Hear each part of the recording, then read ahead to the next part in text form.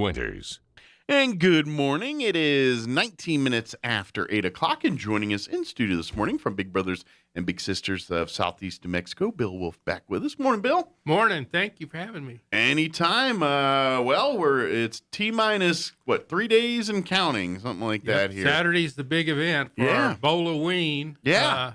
We've got 3 sessions this year. Awesome. And if you still want to bowl, you can come out and bowl. It's $500 a team. Mm-hmm. Well, of course, we can't get you on a T-shirt or anything, but we still have some spaces left. If you just want to come out and bowl and participate with the raffles and the drawings and stuff we'll have out there. Plus have some free fun and pizza. help raise money. Yeah, you can do that. Yeah, still. and again, the $500 per team and all that stuff is going towards Big Brothers and Big Sisters. This is to be honest, the Bowl for Kids' Sake is which is normally what this is. It's a Halloween version of it a little later, but normally in the spring, usually around April time frame. Yeah, that's when we usually have it. Yeah, the Big Brothers and Big Sisters for Southeast Mexico here at the Chavez County area, they do their Bowl for Kids' Sake at Center City Lanes, and they have a big event and they raise thousands of dollars, which is really the staple money that's used to make the matches and keep the program going all year. Well, COVID kind of happened weeks before the planning and everything execution of Bowl for Kids' Sake. So it was probably at the point where it was just about, getting your teams lined up. We were. We're close to go time. And then COVID shut the world down. And so here we sit almost 2 years later. Yeah. And but good news is Bowloween, we're having it. I know it's kind of like a little shorter notice and everything compared to other Bowl for Kids' Sakes. But if you participated in Bowl for Kids' Sake in the past and maybe you didn't realize it was going, you still got a little time to get put together here. If you were participating back in the spring of 2020 here, before this all went down, you're in this. You're coming on, be a part of this, do this. It's Saturday's the fun day. That's all the party and the celebration. Yeah, it's all the real work leads up to over it. when the bowling starts. Yeah, exactly. So we're kind of in that go time, last minute push. Like Bill was saying, unfortunately, it's too late to get on sponsorships and T-shirts. I mean, you could be a sponsor, but as far as getting on the literature and the promotion side of it, it's really hard to do that. But if you're a business or you're an individual and you're saying, I love what Big Brothers Big Sisters are doing, I didn't realize that this was going on right now. Hey, let me see if I can reach out to them and help out for this weekend. They would love to have you do that because, like you said, they haven't been able to do this in 2 years. Other sources of fundraising have dried up a little bit because of COVID. Yeah, now more than ever, we need the money to make the matches happen. So yeah, and we've, pretty much our standard. Well, I say standard. I say that our faithful sponsors and stuff were pretty much there for us all the time. But we picked up some new ones this year, and we picked up some. We've got some new board members that have new contacts that we've got some that they have never participated with us. Beat a before. few different bushes. yeah, and that's just it. And once people bowl and see how much fun it is, it's not a hard sell the next second year. Yeah, and it's because, like I said, we have a lot of fun. You get free pizza. We have drawings, cash raffles, stuff like that. To be honest with you, the Big Brothers, Big Sisters, the work part, the part of the help part is probably the more fun, most fun. That's because at the end of the day, if you are desiring to be a big, you're just being a mentor. You're taking a child and incorporating them into your lives, all the fun parts, and that's all you're doing. And you're not really doing anything out of the ordinary. And so to have a big impact for doing very little, Big Brothers, Big Sisters is the way to get more bang for your buck, really. Yeah. And so when you donate money, if you whether it's $20 or $1,000 or somewhere $1 million, whatever it is, that helps. And it costs about $1,500 to support a match for a year to make it, and the background checks with the cost of the program and everything. And so that it can get quite expensive to do this. So if you're just hearing about this and you're thinking, hey, I'm a business, I would love, and you want to write a check to Big Brothers Big Sisters and for this weekend, that would be great. Come on out, have some fun with us, bowling, eating food, And I imagine it's Halloween weekend. There'll be some people in costumes having fun and stuff. So, come on out and enjoy it. And of course, if you want to learn more about becoming a big, that's a great place to learn about it. Because I imagine there's going to be a lot of big, big Yeah, and we'll have little our bigs and teams. littles, but most of them will be there. Yeah, so you can kind of see what throughout the Big day, Brothers yeah. and Big Sisters is about, and talk with Yeah. other mentors and kind of get what their experiences and things, what it's like. That's It's use Saturday for that a little bit too. yeah. Well, it's we say you can change a child's life in your spare time, Yeah, and basically that's what all we're asking for is 2 hours, 4 hours a month yeah, of your spare time. And and we don't expect you to be a child psychologist. yeah. We expect you to be a regular person that wants to help a child Yeah. to a brighter future. Yeah, you don't have to try to impress them or turn in like I'm suddenly the most worldly individual on the Yeah. planet. None of that. It's just and the sometimes you get more out of a trip to the library or a trip or a lunch out or a trip to run errands. Yeah. The conversations and the things you talk about and that interaction. That's where the real work's happening, and that's where the real mentorship and the fun part's happening. Where for them it's a trip to the park or whatever it is, but Yeah. but those conversations, that interaction, that's how you build relationships. That's how you create humanity. That's how you create those bonding experiences that translate into many other aspects of the child and your life. Yeah, and it's easy. You can easily influence a child just by they watch how you react with other people. They watch how you do things in public. They watch, how the friends you have, and we're trying to open up a world to these children that they don't ordinarily see. Yeah. And we have a lot of kids down in the valley and stuff that they're pretty well isolated at home, and about the only time they get out is if they can meet their big brother or big sister at the schools, or if they can meet them on a community-based match on the weekends or something. Sure. Yeah, it's we folks that are, living their lives and things, we take so many things for granted, and things that we do that are just part of our days that we almost look at as routine or just aren't for some folks. No. Like you said, some of these individuals, some of these kids and things, their whole world is their neighborhood, or that, they don't, okay, they may have seen online or read in a book about some place or whatever, and things that maybe you've gone to 20 times or, oh yeah, I've been on a plane, but some of these kids, Yeah. you might as well be an astronaut, because they don't have the concept that they've been, that there's a bigger world out there sometimes, and your mentorship kind of exposes some of these kids to the bigger world, and the things that are outside of their little umbrella there. Yeah, and it's just simple things like going to a restaurant or something. A lot of the kids, they don't go to restaurants. Right, especially in this probably last couple of years, Yeah. with everyone's locked down and everything. Especially some of these younger kids, they probably weren't old enough before, and now they're older, and it's no place to go, or Yeah, and like we said, it's just showing the kids a different way of life, Mm-hmm. and that's all it takes. I always hear, maybe this is something I'm going to apply. I know as a piece of advice people say a lot, and I've heard myself, is like when you experience something new, and they always say, well, half the battles just act like you've been there before. And I think Big Brothers, Big Sisters kind of creates that mindset a little bit. It's through your experiences, through your mentorship, you're giving these kids that act Yeah. like they've been there before mentality, where you're saying, so when they come across new experiences, they have the tools, they have the understanding of how to experience it and understand it a little Yeah. bit better. And that's all part of the mentorship side. And so again, you don't have to plan the trip to the Grand Canyon, or or we're going to go on a high adventure kayaking or hunting expedition or whatever. You don't have to plan the grandiose event. Sometimes it's, hey, we're going to the library. You want to come with us? Yep. Hey, Mhm. we're going to go see a movie. You want to come with us? Hey, we're going to go have lunch. I got to go and pick up a couple things at the store, and then I'm going to grab some lunch. You want to come out and hang out with me? And that's Big Brothers, Big Sisters. And that's where the hanging out, the fun, Yep. the talking about, and that's just it. It's not always talking. You're not going to get a child in there. It's like, all right, now we got to talk birds and bees. No, no, no, no, no.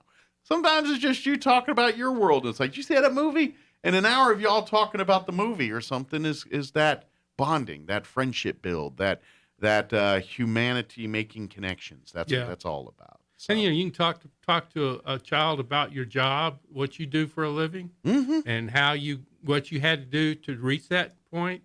And because if you're living in a family where no one has ever graduated from high school, then chances are it might be a high priority, but chances are you're probably gonna think, well, as soon as I get a couple of years of high school, I'm old enough to get a job, I'll go sure. do that. You think that's the way of the world. And, Yeah. And so to give other avenues or opportunities to show these kids saying, no, that's not the only way.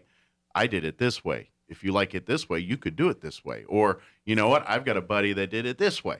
Maybe you ought to invite, that's, it's, yeah, we, of course, you and I growing up, as they tell us as kids, it was almost the routine. It's like you go to school after high school, you go to college, you get, that's the path. And if anything of that, they're like, we'll maybe let you get off, but that was always the path. Yeah. And if you wanted to do anything different, they're like, well, but first look at this. And now I think we've shifted that, and it's like, well, where's your love? Where's your interest? Yeah. Maybe a traditional college isn't your thing. You need to go to trade school because that's where your hobbies and interests lie. Or maybe it's based on what your needs and wants. You need to go to the military or something like that.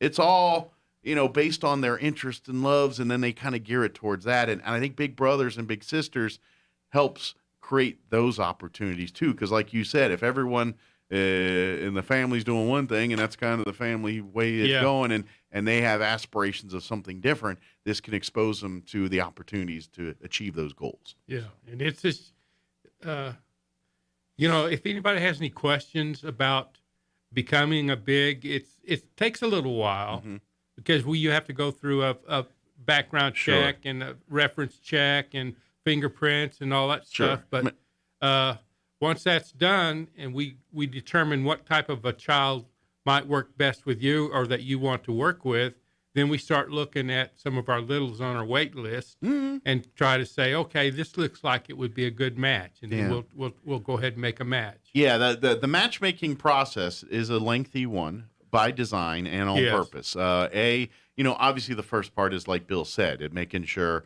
background checks every because safety is priority number one, and anytime Big Brothers, Big Sisters, anytime you're dealing with kids, that's your first priority, and so there's that. But once that happens, it's not a matter of saying here's a little, here's a big, good luck to you. That's where the background of the questionnaires and things to kind of figure out what makes you tick, what your interests are, what you like, what you don't like, what your personality, what it's like. And the idea is to find kids that would mesh with that. Now, they're not going to find a mini clone version of you. That would be weird. But you find where there's connections made. It's like, oh, he likes reading too. So do you. Maybe you'll find your connection, your bond there. Or you're a hunter and an outdoorsman. This little wants to do some more fishing and outdoor stuff. Yeah. Or you know what? You love shopping and things like that. This little loves shopping too. Maybe that's your bond, and that's kind of where they go with it, and they pick. Or maybe it's something slightly different. One likes books, one likes movies. Okay, well, let's put them together, and probably you'll find a love of books, and you'll find a love of movies. And that's and a lot of times it's the initial thing that gets people that we call what we call are the instigators of the match, the initial behaviors and stuff like that. But usually, the success of the match turns out to be something completely different. Gotcha. And maybe it's a moment they had. Yeah, that maybe they had it, or they both saw something. That'd be cool. Yeah. And so that happens all the time. Mm-hmm. It's like and I'll tell you this was this was years ago. I have a unique family situation where I have a brother who's about 5 years younger than me, and then I have two sisters that are about 30 some years younger than me.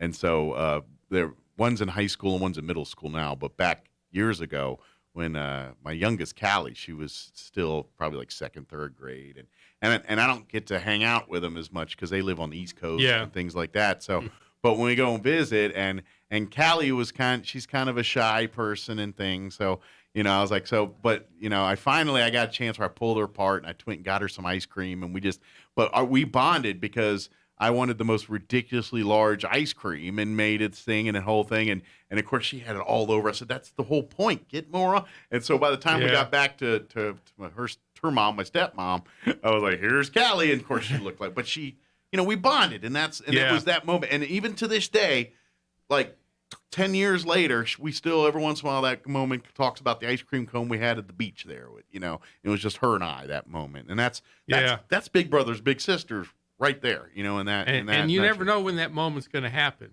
Exactly. Yeah. It's just, and that's where it is. And then, and once you got that little connection, that's kind of your own, and I think that's what it is. I think the big and little find their own inside connection where just those two know about it. You know what I mean? Yeah. And I think that's where that kindles that relationship. And it's like, even to the point where the little's like, hey, I'm not saying they keep secrets from their parents or anything like that, but to know that you and your big have a special connection there because y'all both like this certain ice cream or whatever it is, and you don't tell nobody, that creates that little bit of a kinship there too. So, yeah.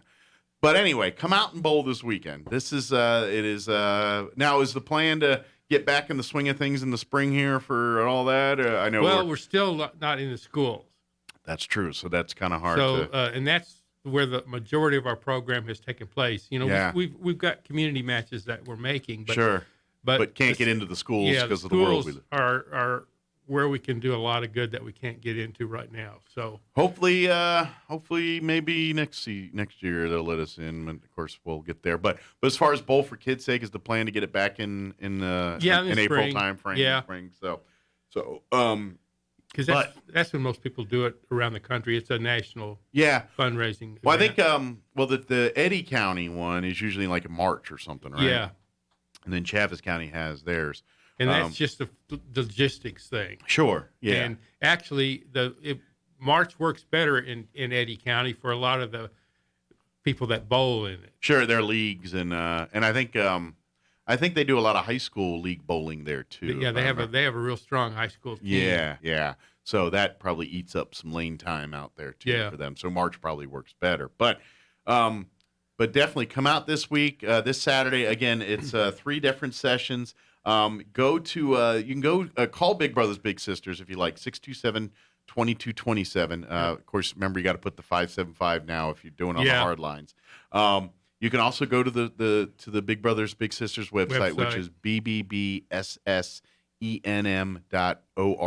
Yep. And that's short for Big Brothers Big Sisters of Southeast New Mexico. So if you don't remember all the B's and S's and all that, or you can just Google Big Brothers Big Sisters Southeast New Mexico, Roswell, Chaves County. Any of these will get you to where we need to go.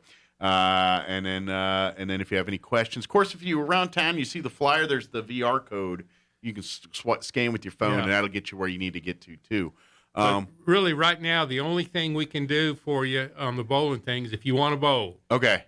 Come out, or you might want to call us in before Saturday. Okay. So we can make sure we have a time reserved for you and your team. Okay. And if you $500. And if you don't want to bowl, but you're like, maybe you're busy, but you're like, you know what, I want to help out. Reach out, call and say, hey, I'd like to donate. What's the best way to do it? Of course, if you're out there Saturday, find one of the guys, drop a check off. But I'm sure we can make arrangements. Come to meet at the office or online. You can make contributions. There's a Big Brother. Big Brother Bowl for Kids' Sake online. Okay, at the Big Brothers website, BBB. Actually, that's what that little square will do. Oh, the square. So if you got the square, that'll take you to the Donate Now direct. Perfect. But if you don't do all the VR codes or don't have access to the flyer to do that, just go to the Big Brothers Big Sisters website. The BBB. And there's a BFKS that you can click on, and it takes you can do your team and everything. Good deal. So do all that set up there, or if you just want to make a donation to help out. And, of course, if you don't like doing online stuff, give them a call at the office, 575-627-2227. The 2227 is BBB. BBBS. Yes, BBBS. So if you have trouble remembering the number, think BBBS, and that'll do it. Yeah. And then, of course, if you want more information about becoming a big, or if you want to nominate a little, parents, guidance counselors, anyone can pretty Yeah. much nominate a child. That would be, obviously, parents get the permission of the parents and everything. But as far as nominating a kid that might be a good candidate for the program, if you're a pastor and see someone in your youth group, or a teacher, or a parent, Yeah. or a coach, anybody could make a nomination. Yeah, we get from a lot of the social workers in the schools, Mhm. the counselors. We get referrals from them. Most of the referrals are they're not self referrals; they're family referrals. Sure. Where Yeah, a that's too. grandmother or a single mom wants to have her girl or boy Yeah. in the program. And I also want to let folks know too, there is no atypical little. You get kids that come from all backgrounds, all walks of life. Like Bill was saying, sometimes it's from a single family home. Mhm. Sometimes it's two parents, but they're just very busy and don't get to do some of the things that they would like to with their kids, and so they create this. Others, or social work or foster care. But for every kid, there's a different story every time. Yes. Some come from very affluent homes. Some come from poverty. It's just it's there's no set rhyme or reason. It's kids that just need mentorship. So Yep. they're not. This isn't an at risk or last chance to try to scared straight tight. That's none of that. This is a mentorship program with kids, and just spending a week with them, having fun and learning and talking and being humans to each other. That's Yep. that's all it's about. So. And one thing, once you get into a match, you just don't go out on your own. And we support the match on a monthly basis. Anytime there's an issue, call the staff. We're always there to listen to you Yeah. and give you answers. Absolutely, yeah. It's a collective.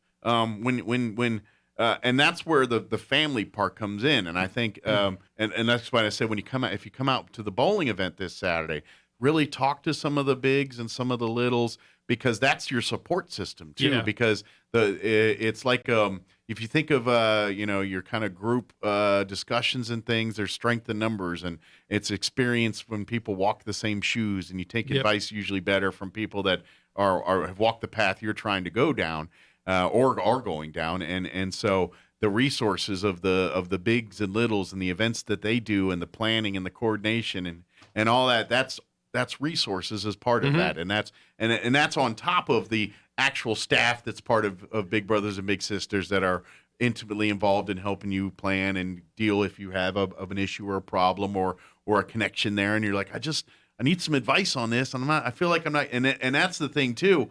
The volunteers see things that you don't see sometimes, because a lot of times you may go and have a experience with little, and after you come back, it's like, that was awkward. I don't think the kid enjoyed any of that.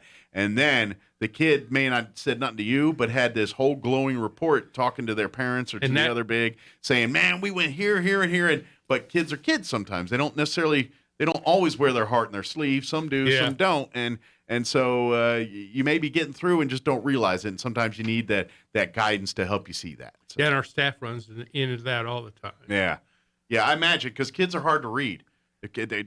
Think about when you were a kid and how complicated you were. All of us were. I don't care. There was moments as a kid that, you know what I'm saying, you didn't justify in your Yeah. head. It made sense, but it's just, that's part of growing up and learning your way and understanding. I mean, we forget these are kids. Yeah. They're exposing things to new things the first time. They don't know. This is our job as adults, to guide them through those processes and help them navigate, make the right choices. So when they're adults, they're doing this for their kids and then the kids before Yeah. that. That's how humanity and life works, everybody. And it's relationship development. And Absolutely. it just it's going on all the time, and it's, I don't know. It just amazes me sometimes. Yeah. And I guarantee this.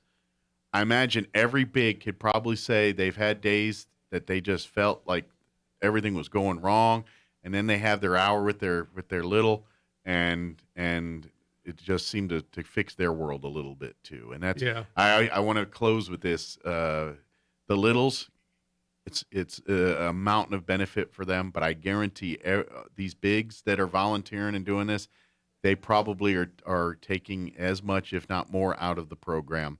Yeah. You're learning as humans, we're always learning lessons and life lessons and things. And as we teach and educate kids, there's a lot we can learn from them as well. And because there's many things that we lose as adults that maybe we shouldn't. And Yeah, these that's kids true. need to remind us of that sometimes. Openness.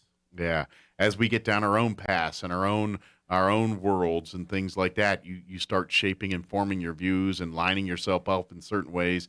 And sometimes you get so wrapped up in it, it's hard to see the forest from the trees. And sometimes it takes a child to wake you up and make you realize that maybe you're not seeing the big picture sometimes. And Yeah. so Big Brothers Big Sisters is that too. Yeah, we try to be. We're not everything, but we is when it comes to children, we Yeah. try to do as much as we can. Sure. And there's some children that really we can't help in our program. Mm-hmm. But we give them ideas. We give the guardian ideas. You need to have your child over here, take your child here, and we help them through that process. Absolutely. Yeah. Because our volunteers are not social workers. They're not. Yeah, they don't have degrees psychiatrists. in social work or nothing. And, They're just human beings like everybody else. Yeah. And they can handle day-to-day issues that children will have, but sometimes It's above their pay grade. It might, yeah. And and we don't want to force anything on anybody. Absolutely. Yeah. Yeah. Your role is not being disciplinarian, or you're the role of the mentor friend. That's what Yeah. you're doing. It's not your job to handle much bigger escalated problems. Now, of course, being a sounding board for a child that's going through that, yeah, absolutely. But they're not going to put you into a middle of a thing where you're going to have to be in a legal situation or something like that. Yeah. That's what we're talking about here. This is, you don't have to worry about that. If you're kind of nervous about the big problems you're going to face, don't be. If that comes across, there's going to be a bevy of people helping, and you get involved with that to make sure the right thing's done. Yeah. B, it's not. We always think the worst in our head, and what we can create in our head is 9,000% worse than what's actually going to happen. And It is. sometimes we overthink it, and I say don't overthink it. Just it's two people interacting. That's it. You don't have to overthink it. You don't have to. We get sometimes overhyped in things. It's at the end of the day, it's you and a child hanging out. Yeah. And That's all it is. It's this Big Brothers Big Sisters, the largest mentoring organization in the country, probably the world. Yeah. And They know what they're doing at this point. they know what they're doing, and they make sure we know what we're doing. Sure. Because to be a member of Big Brothers Big Sisters, there's certain things that you have to do. Mm-hmm. You have to pass. You have to show that you've done this. You have Sure. to show you've had this kind of training. Yeah. And Yeah, they don't let anybody just be No. a part of Big Brother. They're going to want you qualified, certified, and that makes sense because the nature of the work of Big Brothers Big Sisters. You are going into private lives and things like that with some of this. And anytime you do that, there's got to be precautions taken to protect everybody involved. That's Yes. just the way of the world. Yep, that's it. So, again, if anybody has any questions about anything or want more information, or come on out to the bowling alley this Saturday. What time are you guys? Like, if someone just wanted to come out and talk and things, what's the hours you guys are actually going to be at? We're going to be there for the whole day. Okay. And so we'll have staff there that if they would just want to come out and talk about the program, want Yeah. to come out and see what we're doing, want to bowl, but we'll be there from pretty much. I'd say the first session starts from at noon to 2, Okay. and then 2:30 to 4:30, Okay. and then 5 to 7. There's 3 of them. So half from hour. from 11 to like 7:30, 8 Yeah, o'clock at there'll night, be they're going to somebody out there, yeah. Excellent. So come out. Of course, if you want to put a team together, go on to the website. Like I said, it's $500. You're not going to get all the swag at this point because we're at last minute, but you are helping Big Brothers Big Sisters. But you got to get that done like today to get that so we can get enough bowling slots. And I'm not sure. The website might be closed. If you run up against that, just look at our phone number and call us up Very good. directly. Again, that's 575-627-2227. Yeah. Big Brothers Big Sisters website, bbbssenm.org. You're getting better at it than me. Yeah, I've said it so many times. know. I've got it memorized now, and now it's almost a point of pride that I remember it. Well, But and of course, Big Brothers Big Sisters Southeastern Mexico has a Facebook page as well. So yes. if you're comfortable and do Facebook and have a question or whatever, you can always shoot a message through there, and someone will get back to you pretty quickly on Yep. that. So very good. Is there anything we missed? Bill, I think anything? we've covered everything plus. Yeah, I get soapboxy. I tend to do that from time to time. I like going on with you because I don't have to plan a whole lot of stuff. And I said, Mike knows the program probably as good as any of our staff even. Well, I love things that do good, Yeah. to our community, and it's one of those. So I will always shout from the rooftops any organization that's doing good in our community, and Big Brothers Big Sisters is one of them. So we do appreciate you guys. We appreciate you. Anytime, and I got to ask, any shrines to the big yellow monster? I know they sold it and everything. Is there any homage to the yellow monster anywhere? Well, the problem with that car, it was an attractor for vandals. And we got the tires slashed a couple of times. It just looked like someone wanted to attack it. Yeah. And the battery kit, we didn't drive it enough where the battery would go dead, and then we'd have to start it up. And we just decided that, no one really liked driving it anyway. Just had to put it out to pasture. Well, so we sold it. Yeah, those Aztecs, they were hot for a minute. Like they were very popular, like early 2000s for a minute there. Till you drove it. Yeah. There's a bar that goes right across the line of vision on the rearview mirror. That's the problem. That's what it is. Well, they tried to make it like this SUV off-road, but suburban crossover, and like I think some versions had like a tent or something in the back, and a table, and all kind of like a little camper back there. And they just didn't catch on. They just didn't. And then of course Breaking Bad comes out, and of course Walter White's driving around in one for and that just kind of added to the lore of the vehicle. Well, we said a prayer for it. Yeah. I don't know. I think of any vehicle that needs like a statue to put it on a pedestal, kind of like they do in the Middle East when they have like a vehicle or something that did something great. Yeah, they'll put it on a pedestal and make it a shrine. Well, thank you, Bill. We appreciate you. Thank you. We'll see you here next time. If we need to do anything in between now and then, let me know. We'll All right. get it happening. Okay. Too.